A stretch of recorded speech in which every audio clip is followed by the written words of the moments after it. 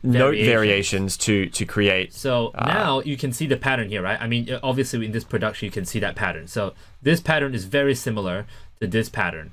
Drums as well, bass, stabs and subs as well. Okay, so the only difference is that the melody changes, but the pattern stays the same. And Fletcher and I like to reference lots of, I know it's a classic, he's a mainstream guy, Skrillex, only because even with his bass songs, you can sing the hook. And lots of big bass songs that you hear on Spotify or SoundCloud, it's hard to sing the hook to someone. But if I were to tell you Bangarang, you can hear it in your head. When I ask you to sing Scary Monsters Night Sprites, you can almost mouth it out. So it's important that this song allowed people to be able to at least mouth it out or mentally mouth it out. To process the dunk, so let's go deeper into how this dunk is made. So we actually made this on, like Fletch made this on accident. We initially made the sample to be included on our splice pack. So a bit of a shameless plug here. We just put out our splice pack. If you want this sound, it's actually on the splice pack. Where this sound came from though is, I think it was an overblown of a compressor or a distortion, and this was the original sound. So it's a spit into a brass sound, like what is that? It's like a percussion over a spliced up trumpet sample to make that melody, and we just took the first part, the dong. Yeah. The tempo of this track, by the way, is 92 BPMs. So that's the sound, and we only chopped the beginning, right?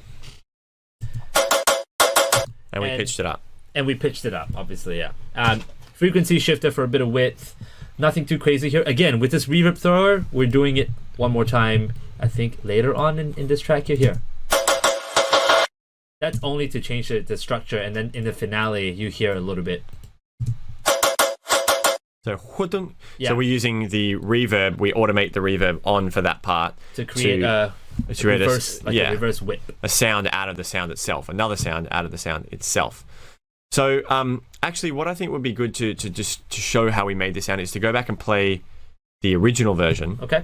And show that the original version, the idea was there, but it lacked the sonic high fidelity. And so when we talk about high fidelity, Morgs and I, what that means is that it has clarity, and the way to get that is basically just by adding in high frequencies, and making sure everything's balanced, of course. But you'll hear in this original version called Orlando. And this was Fletcher's rough demo when he wrote this in Orlando. Touring in Orlando. We were touring in Orlando. Skip forward. Huh? Can you skip forward here?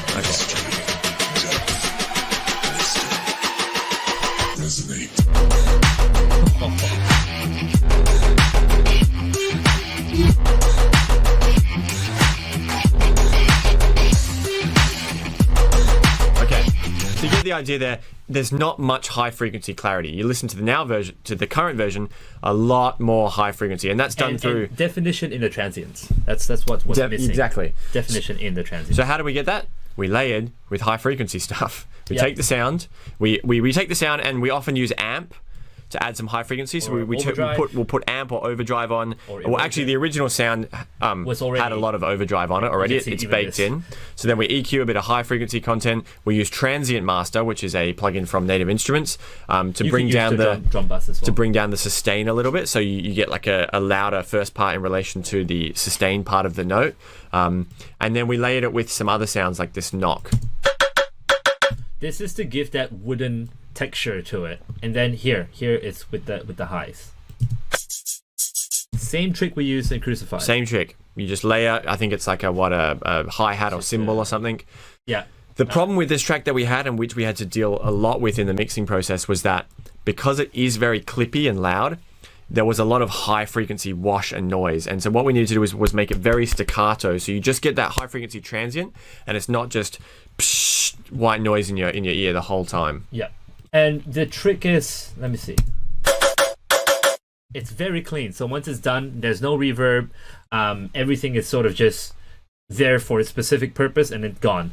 The challenge that we had here was in terms of songwriting. So one of you are asking, how do you connect your hooks? Does one come from the other, say the verse plug first, and then reworked into the drop? So we like to separate them first, and only work on the hook. Work on the pre and the hook later on. So the drop obviously is the most important part, and anything that comes that precedes the drop has to just complement it. So it could be a melody, it could be maybe we just filtered up the original hook to lead you in, so it's not going to sound too abrupt. So as you're hearing it, this is what we do basically before any drop that has a different hook from the rest of the track. We just filter it in during the build with a massive reverb. So it's coming in. Play it in context. So it's coming from far away. I'll play it from the middle bit here now. So. You can just hear it fading in.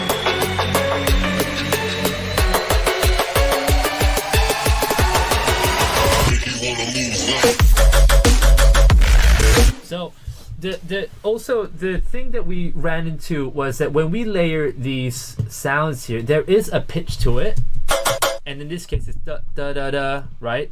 And then this knock here, I think we did automate a lot of its pitch. So we use the transpose knob in the simpler. And then the second bit.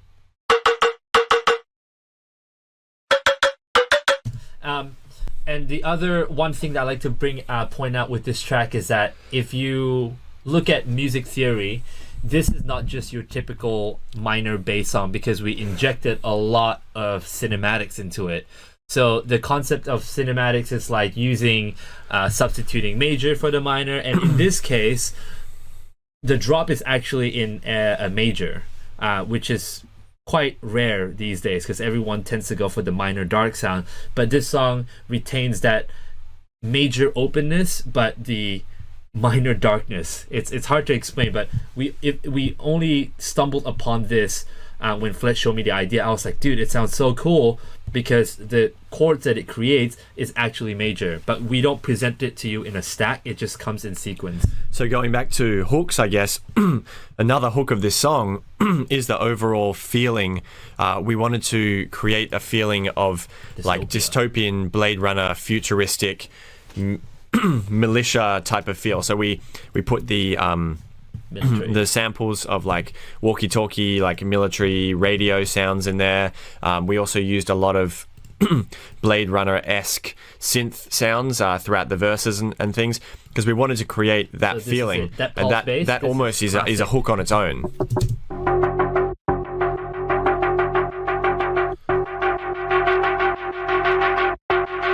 So it's coming out of Monarch, which is a reactor synth which emulates like an old Moog bass synth. Also, the chords in the second breakdown are very reminiscent of old synths. Very mono sounding. The chord progression itself is what lends to the actual feel. It's not necessarily attributed just to the sound, but if you look at a chord progression, it's quite special because this is your typical F sharp minor, and then you have the same chord, but just interchanged. So this is a B major, B major, and then a B minor immediately after, which is not common in pop songs, but very, very common in your big Hollywood cinematic movies. So these are the progression we chose to go along with this song, knowing that we accidentally stumbled upon using a major in a drop, so we might as well break the rules here as well. And we find if you were to write a chord progression like this, most of the time it sounds wrong to your ears, but when the top melody leads the chord progression, anything can sort of fit underneath, and this is like jazz theory. As long as the top melody it's easily discernible, the bottom chords seem to take care of itself, and you can almost break the rules a little bit. This does take a while to understand, and it takes a lot of listening, so I do advise have like listening exercises and sharpen up your music theory skills, because we could go on eons about music theory here. Have the power.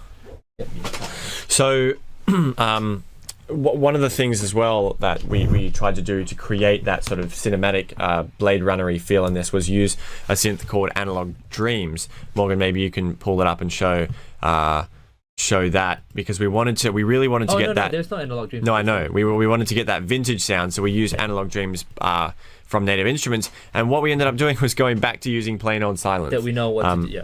So I think, and a lot of people ask, what are the best synths? What are the best plugins? Honestly, 95% of what we do in our tracks is Serum, Silent, and maybe a bit of Massive for the bass. Those three synths cover all your bases. You honestly probably don't even need Massive. We use Serum and Silent, and Serum and Silent. Yep.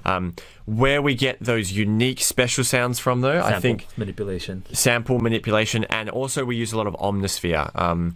That is an incredible library, terrible interface. Expensive AF though. It is, unfortunately, it is very expensive, yeah. but. For us, it was worth it because they have a really cool library of special sounds. So that pluck from the start is from Omnisphere as well. Omnisphere. Mm-hmm. We also use some of the stuff from Native Instruments Complete. Yeah. So the strings and things. Have, really, again, the best plugin is the one you know. The best synth is the one you know. And also, it's worth pointing out that every sound in this whole record is from a synth. Nothing is from hardware synth. Sorry, I should say. It's all from in the box production. So you don't need, this is something we always say, you don't need a massive library of sounds to get a warm, fat, vintage sound. The one benefit of having real synths, which we've sort of been discovering over the last couple of weeks, is that it lets you play because you can have the knobs there in front of you to tweak and tactile and touch and mess around with. We have the OP1. We have a couple of synths in the studio, but usually all our production, we might come up with the ideas on the synth, then the final sound actually comes out of like a in the box you get VST. Better control. Question here, replying Lee, Serum, Silent, Bassism. I used to use Bassism for kicks. Stop doing it. Superior Drummer is actually really, really good. Okay, so we'll show you, first of all, Cody, I'll answer your question, and then Lakota, I'll show you the bass fills, which is part of our notes to go through anyway. The sub does follow the donk. So here it is. I'll show you what the sub does. Yeah.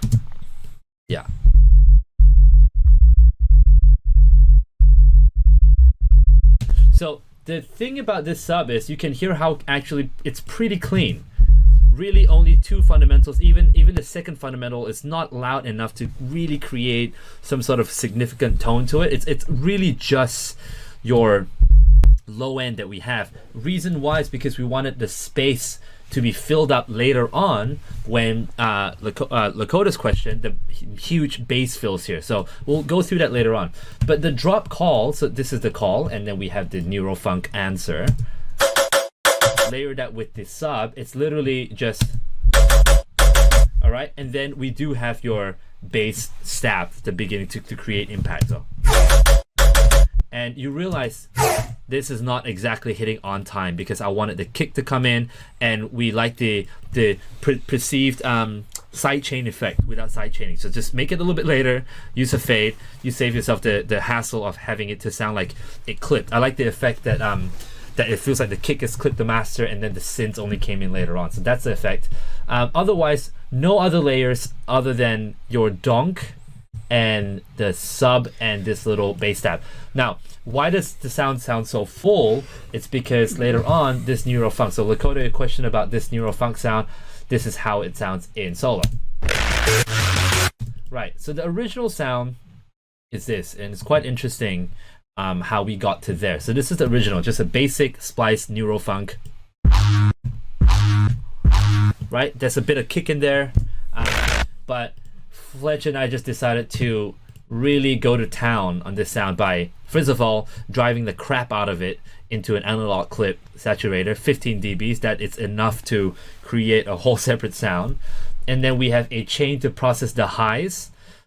We split the highs so we can chorus just the top, and anything below 415 hertz starting from here, so 344 here, is limited to prevent any sort of spike. So this is not processed the low end. The high end is processed to make it sound white. Again, we lose. The limiting creates this like fat sausage of bass. Yeah.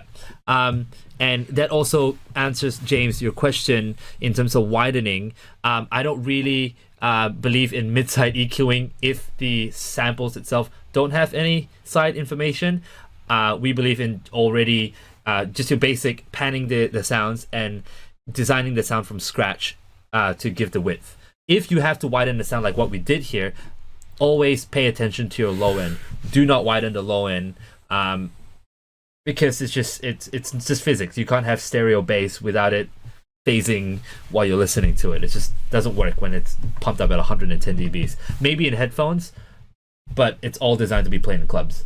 And then we use bytes. So this is something Fletch actually introduced to me. We upgraded to complete sound 11 or 12 or something like that. I think complete 11. Yeah, and then Fletch just went through it, and I was just like, oh, it's just a distortion plugin. But the jitter give it that glitchy sound. So jitter is almost like a packet loss type. It's actually slightly, so it's a distortion plugin, but it's sort of based around bit reduction. So bit reduction means you reduce the quality of the sound, and what that does is means that the actual waveform itself becomes more jagged because there's less information to get those nice round curves. It's kind of like turning down the graphics on a game. You get jagged edges, and as we were saying before, the jagged edges create high frequency, which is distortion. So it sounds grittier and dirtier as you reduce the bit depth in this way. A bit crush it, I guess. Bit crushed it, yeah. And then on the top we have double parallel OTTs. And again, this is something we've only recently started using. We never really enjoyed how the OTT sounded, but we found it. We kind of found a way to make it fit within our workflow and our sound. So most of the time, it's not fully pumped anyway. I don't like the fully pumped OTT sound. First, it got softer, and then it's just this sausage of sounds with zero distinction. We do, however, like to mix it in. Using and doubling it up. Yeah. Using the dry wet. And then further, more compression, EQ for toning.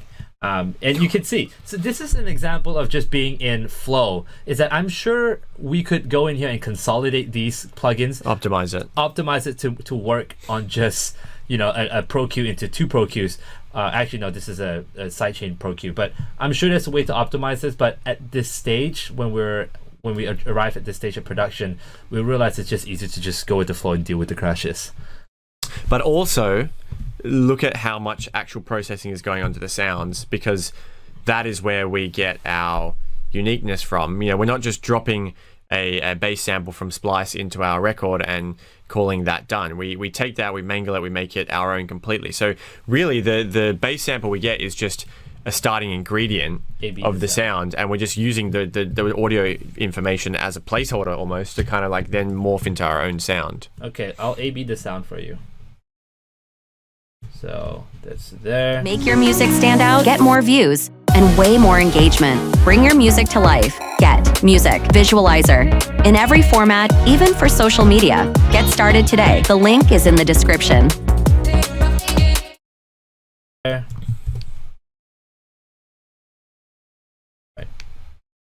So we're going to A/B the sound, so turn all the plugins off and see how it sounds. This is how the Neurofunk sounds. Alright. So there's a lot of sounds popping out of the mix. There's unbalanced highs and lows. Stuff's louder and softer. Doesn't really have much grit. It's also pitched already, so the original sound is higher. And this is now. Okay, and it's also chopped. Really, we just pick different parts of the sample, having louder and softer as we But also these ones are on a different channel, so... That's also a different channel, so if I were to... Yeah, so we got... So maybe just play the bass one. We can even hum. Yeah, so now I will just allow that to go through again, and it now sounds like this. No low end, because the low end is again being sung by the sub, because it's a lot more controlled. Very clean. The sub's also following the notes there. Yeah. Alex, question about us producing together. Let's come back to that. Yeah. As like a closing thing, because I think that'll be a nice one to talk about. We'll just quickly talk about the vocal processing. Okay. And then we'll have a couple minutes at the end to answer any outstanding questions. So the thing about this vocal processing was we were in Brisbane at the time, and I told Fletch, okay, this song is lacking something. We need like a vocal hook. So we went on Splice and we searched high and low, and there's a lot of cheesy vocal hooks that almost seemed too like cool, like the words that they were using were just it's almost too cringy. So I told Fletch, we'll just make it easy. Let's just make our own. Let's just say make you want to move like that and make you want to act like that. And so that's just a thing that we just said. So I got Fletcher to go into the bathroom, and we didn't have the mic. Actually, not the bathroom. Was it your room? Yeah, so I took my phone and I stuck my head inside my suitcase. Oh, that's right. Because there was all my clothes in there. And so literally I put my head inside my suitcase, I closed it on top of me, and I just recorded it in there to get like a nice, clean, dry sound. So this is the original. Oh, God. Oh, no. This is it. I'll just play the first bit. Make you want to move like... Right, so I'm saying that in a deliberately low voice to get those like low formants. And we did a couple of different takes. So once I put this in, all I did was OTT 100%, took my words back, no Pro Cube 3, and then this processing here is what creates the texture. Okay, so the echo here is basically a Haas delay. If you guys don't know what a Haas delay is, it's delaying the left and right channel. So you can see that a little bit offset. The left channel is 3.4 milliseconds, the right channel is 4.8 milliseconds. So but it's also it's ping pong, and there's a half dry wet. So basically, the left and right channel is playing at different times to each other. So usually I would go for more of a difference between them, but when you do that, it makes it sound really wide because your ear can detect it's coming from two different sides. Again, watching your center, because this is a mono sample, so I gave that 50%, so at least there's that middle bit, so people can precisely pinpoint where that voice is coming from, and then the feedback, so that gives it its tone. So so this is more creating like the robot tone. The robot tone, yeah. So because it's a very short delay. Without it, it would be. Make you wanna move, make you wanna move, and then now with the echo, make you wanna move, it doesn't really do that it's much. Awesome, it's white though. And to get that really choppy word, make you wanna move like, we use LFO, and we have it just running each word is going in that shape. So it sounds like he's a lot more choppier, but without it, it sounds just make you wanna move, with it. make you wanna move, So make you wanna move da. So it's transiting. Again, give it negative space as well, and not just super loud the whole way. And then the second part, Fletcher recorded this in a slightly higher nasally tone. I remember asking him to pinch his voice, and this was also pitched down 6, but the original was also pretty it's really weird to listen to it. Make you want to act like... So let me just take it away. So I'll play it here at 0 without the processing and without this guy. So this is the original. make you wanna act like. So deliberately pinch only to retain the format when we pitch it down -6, so we don't have to drive this guy up to 100, because I find sometimes artifacts come through that is not as pleasant as we want it to be. A little bit OTT and back to the... So actually, that's a really cool thing to mention. So formants in vocals is the way that your vocal sounds. So I could speak like this and have quite a high formant, or I could speak like this and have quite a low formant. I'm sort of speaking at the same pitch, but my voice changes the tone of it. It's the tone of this, yeah. A lot of artists, I know Aluna George actually do this, when they record their records, they record it 3 semitones higher than what they want the final record to be, and then they pitch it down, so you actually change the formant of when you pitch a voice, you change the formant and you change the tone of the voice. So that's how she gets that really unique vocal tone, because she's actually pitched down, but she's singing at the right pitch because she recorded it 3 semitones or 4 semitones higher. So I've heard that that's what they do, and that's kind of what we did here. I recorded it in a higher formant with my voice, so that when we pitched it down, it sounded natural, but it was very deep. But it didn't have that typical fake deep sounding voice. It sounded like a real voice. But just really deep, which is quite an interesting technique. This is also inspired by I Am Legion processing. So Martin from Noisia mentioned this to me while we were playing with them a couple years ago, that they would record the vocals really soft but really low, or really soft and really high, to get that proximity effect, so they can bring the phone or the mic really close to them, so it sounds like they're in your ears first, and then the processing later just sounds like it's being OTT. So the performance is just as important as the processing. So this is basically how we process Fletcher's voice, and that's a doubling here. That's pretty much it with this track. It's a lot of processing back and forth. Anything else we have to cover here? Yeah, so I think just to close it out, if you guys have any last minute questions, throw them on. But I think we can talk about how we go about producing together in the studio. It's really quite a varied process. I'm sure there's a lot of duos out there, or people that are working with others. When we lived in LA, when we were working in LA, and we would have 2 studios. So we each had our own studio, and we would work on our own stuff separately, and then we would just swap the project. Prior to that, we were actually living together in Australia, and we had 1 studio between us. So we'd always go in together to the studio to work on stuff. So it's been very varied. Often we find we starting a track, we do that separately. So one person will come up with an idea initially, a little demo, and then sort of bring it to the table, or say I'll send it to Morgs, or he'll send it to me. And if the other person likes it or is keen on it, then we'll sort of swap. So they'll take the original demo, work on it for a little bit, and then once it's to a certain point, maybe half done or whatever, once there's a solid idea there, then we sort of come into the studio together and hone it up. And then even after we've done a session together, then we split back off, do like individual sessions, throw it back and forth, and then final touches together. And we kind of have a session where we're like, yep, cool, this is capped, this is done, and we call it finished from like that last session. So usually finishing is together, starting not together, unless we're doing something like on a stream where we'll like be like, cool, let's try and write a song in this next 2 hours or whatever. And then the idea is that you need to go into your studio session with some sort of structure and intention. It's if you're sketching, sometimes it does make sense to just be by yourself, so you're allowed to go in the flow.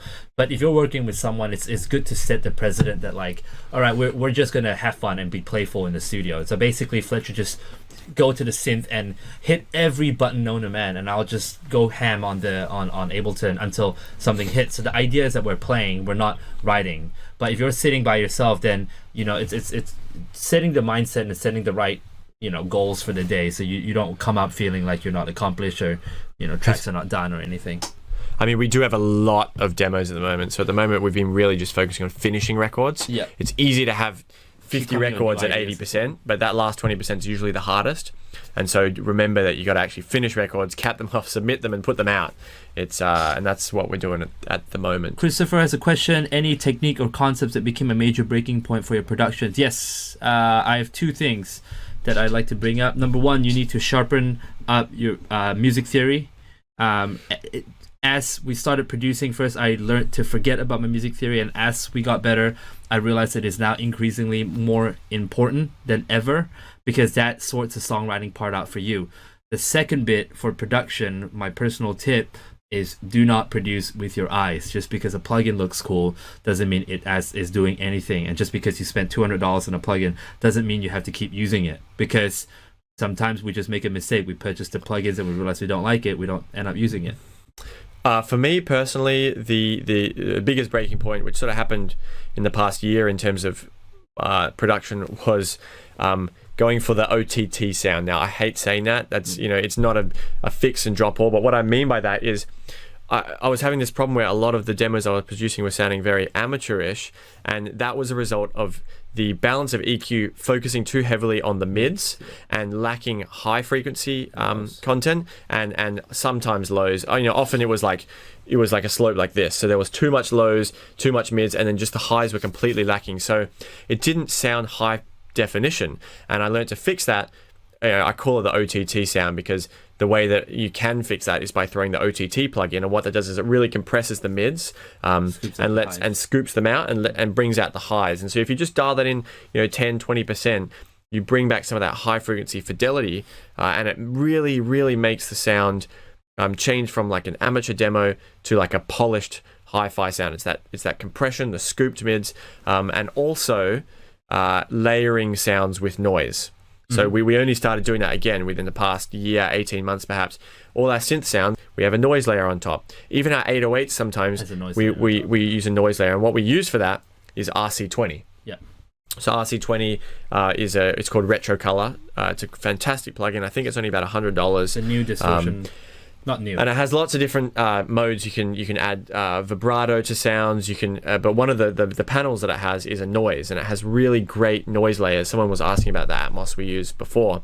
RC20 has great Atmos and noise. You can make it so it follows the sound, so it only plays the noise when the sound is playing. So it kind of self-gates. It's like a gated noise. It's really powerful for adding like depth and vibrance to sounds.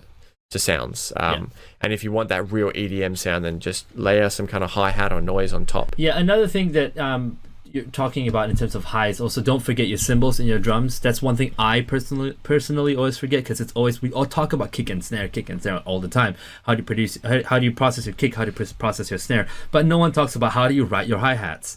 So it's very important to pay attention to how a drummer would actually play this live. Think of it, close your eyes, picture your favorite band or whatever, and to see a drummer play it, and where are his what's his right hand doing, which is basically the hi-hat hand, and occasionally the left hand. So think about what they're doing, recreate that, and then you find that once the drum takes care of itself, the whole song is going to almost write itself. Retro colors on Splice, rent to own. Thank you for that. Yep, I think it is. All right. Well, so we're just pretty much out of time here, but we'll just answer that one last question from Blake McDonald. Advice on building relationships with labels. Basically, start small. So go for labels that go work with people who are at a similar level in their careers as you are. And I say this for vocalists as well. If you're a starting out producer, don't hit up Halsey. Hit up a starting out vocalist. And chances are they'll be a great vocalist. They just haven't had the momentum in their career yet. And they'll be keen to work with you because it's a mutually beneficial thing to do. The same thing goes with labels and A&Rs. Start with small SoundCloud collectives. That's what we did. We worked a lot with Die High Records, which was a local Perth collective, and they happened to do really well because Power Rats was also sort of starting at the time. Power Rats, and then we sort of worked with an Australian label, and then when we went over to the States, we worked with Mad Decent, Monster Cat. We did some Alsla Records. We did some I can't remember. So we kind of just worked with people who are on a similar level to us. So don't be disheartened if you're not going to getting an Alsla signing when it's your second song and you've only got 100 SoundCloud followers. Go for a SoundCloud collective label that has 1,000 people on it, and put a few releases out on there, and you meet other producers on that label, do some collabs. Maybe they have a deal with a slightly bigger label that you wanted to work with, and you can get in there through a collaboration. There's just slowly work your way through the ranks, I guess, by working with other people and sort of leveraging their networks to build your own personal networks as well. Last one, Miko. I can only answer this based on Australia because we're here at the moment. The mood between us and our peers in terms of the future of music and live shows, obviously with the current climate with COVID-19, shows are not happening. I'm